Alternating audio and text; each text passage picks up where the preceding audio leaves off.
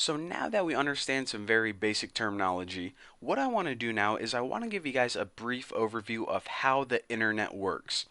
Now, the internet at the heart is just a bunch of websites that a bunch of people can go to, right? I mean, of course, it's a little bit more complicated than that, but this is basically the very basics of how the internet works and how everything is connected. So, say that you wanted to make a website, a nice web developer. Oh, we'll put him right here. We have a goofy face because web developers usually have crazy hair and, stupid face like that. Well, this guy is a web developer and he makes a website using some cool program on his PC. Well, of course, there are a bunch of other PCs around the world. Your friend, your grandma who lives in, Mexico, some dude over in Europe, and some chick over in, Australia. And you want all of these people to view the website that's on your PC right here. But even though everything is really connected by wires going to the internet, here's the internet right here, somewhere in here. They can't get to your PC right here. Why is that? Well, it would be insecure. Your operating system doesn't allow just any stranger like these guys to access your PC and view the website that you made. Alright, so how on earth can these people see your website? Well, in order for these users all around the world to see your website, you need to store it on a special computer called a server.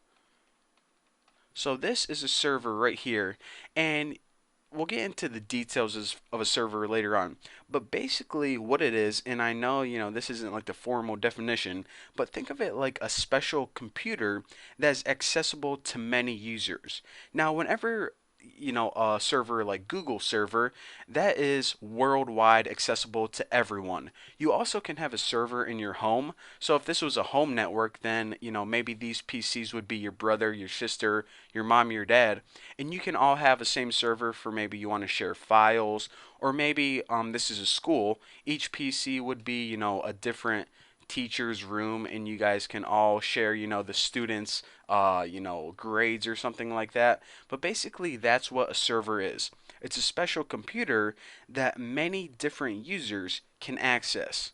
Now, of course, whenever we're talking about the internet and the World Wide Web, then your server is accessible not just to a small group of people, but to the entire world, and we call that a web server. So I'll write that. A web server is a special server that anyone in the world can access. So whenever you build a website, you actually don't store the web files on your PC. You actually have to store them on a web server. And if you're like, all right, do I go to Best Buy and get a web server? Where the heck? Well, usually you need to get it through a company online, or, type in like web server or web hosting, and there are a bunch of different, like GoDaddy is probably the most popular one, unfortunately. Don't really like that company.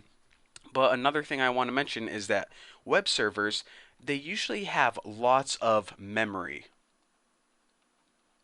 And why is this? Well, like say GoDaddy's web server, for example, all of these people might want to make a website and store it on their server. And also, if you think of like Amazon.com, a lot of users in the world are going to access that web server. So it's going to have a lot of memory and also a lot of power. So, like Amazon's web server, it's more than just a special computer, it's a really powerful computer and it has a crap load of memory.